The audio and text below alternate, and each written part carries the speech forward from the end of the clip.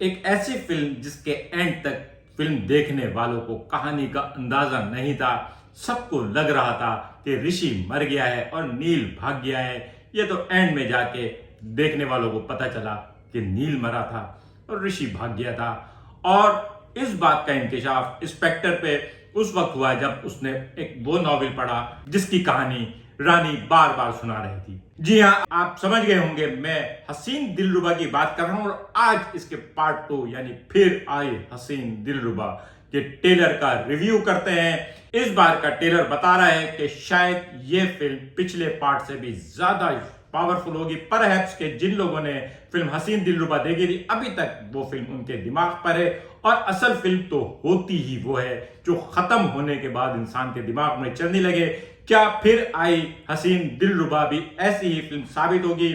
इसका trailer review करते हैं। अगर आपने अब तक मेरा चैनल सब्सक्राइब नहीं किया है तो प्लीज मेरा चैनल सब्सक्राइब करें और बेल आइकन प्रेस करें। दोस्तों, हसीन दिलरुबा को अगर रिकॉल करें तो उसमें ऋषि सक्सेना की शादी रानी से हुई थी। रानी सक्सेना से एक ऑर्डिनरी सी अरेंज मैरिज थी।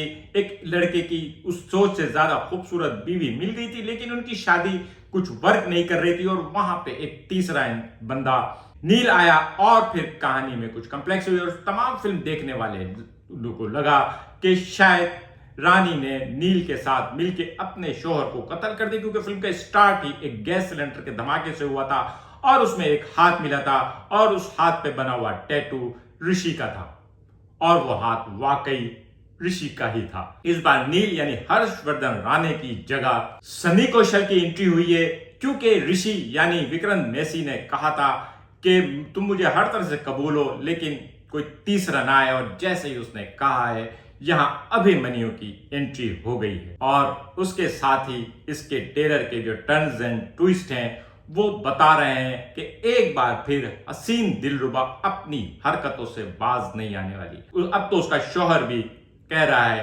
कि मुझे तुम्हारे कैरेक्टर पे भरोसा नहीं है, और उसके बावजूद मोहब्बत है। एक जगह वो डायलॉग मारता है कि मोहब्बत जो है हाथ की लकीरों में लिखी होती है, और मैंने तो उस मोहब्बत के लिए हाथ ही उखड़वा दिया। या फिर अभिमन्यु का डायलॉग, रानी के इश्क में अगर जगह जगह कब्रें ना बनी हुई हो तो फिर वो इश्क ही कैसा। इसका मतलब यह है कि इस बार डबल धमाका, डबल धमाल होगा। ये फिल्म स्टैंडर्ड जो डिटेक्टिव नॉवेल्स होते हैं उनके ऊपर बेस्ड थी। पूरी फिल्म में लोग चकराए हुए थे। आप प्रिडिक्ट नहीं कर सकते थे। इवन के पॉलीग्राफिक के जो सीन थे वो जिस तरह के थे, जिस तरह से तपसी ने कहानी में एक्टिंग की थी वो लाजवाब थी। और अब तपसी फिर आ रही है, ऋषि भी साथ है, विक्रांत मैसी भी साथ है। विक्रांत मैसी 12 फेल के बाद वैसे ही सुपरस्टार बन चुका है। तपसी की एक्टिंग के ऊपर कोई दो राय नहीं है। और सनी कौशल भी बहरहाल अच्छा एक्टर है। लेकिन इस दफा जो सरप्राइज एंट्री है वो जिम्मी शेरगिल की। जिम्मी शेरगिल मेरे ख्याल में मुझे बहुत ज्यादा पसंद है, और जिम्मी शेरगिल जिस क्लास का एक्टर है उसके लिहाज से वो बहुत ज्यादा अंडररेटेड है। अदरवाइज जिम्मी शेरगिल जब भी आता है, खासतौर पर साहब बीबी तवाइफ में जो उसका कैरेक्टर था साहिब का, मैं समझता हूँ वो एक लाजवाब एक्टिंग थी। अब वो नील का अंकल नील को ढूंढने आया है, इन्वेस्टिगेशन कर रहा है। एक तरफ नील का अंकल इन्वेस्टिगेशन कर रहा है, पुलिस वाले को तो वैसे ही पता चल गया था कि कहानी क्या हुई थी। और अभिमन्यु यानी सनी कौशल आ गया है, जबकि रानी और ऋषि ये इन दोनों की मोहब्बत तो चल रही है।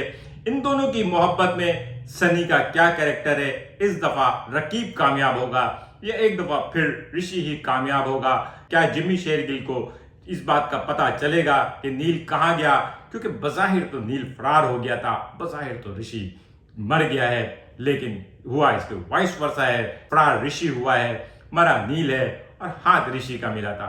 बहरहाल 9 अगस्त को रिलीज होने वाली ये फिल्म मेरे ख्याल में नेटफ्लिक्स पे फिर दोबारा रिकॉर्ड तोड़ेगी, क्योंकि ये डायरेक्ट ओटीटी पे आ रही है। पहले भी ये ओटीटी पे रिलीज हुई थी। इस बार इसकी स्टोरी राइटर कनिका ढिल्लो जो है वो इसकी को प्रोड्यूसर भी है। अलबत्ता डायरेक्टर इन्होंने चेंज कर दिया। पहले पार्ट के डायरेक्टर विनील मैथ्यू थे और इस दफा का डायरेक्टर जयपाल देसाई है। देखते हैं क्या होता है, लेकिन इतना मुझे यकीन है कि जिस दिन 9 अगस्त को ये फिल्म रिलीज होगी, नेटफ्लिक्स पे स्ट्रीम का एक नया रिकॉर्ड जरूर बनेगा।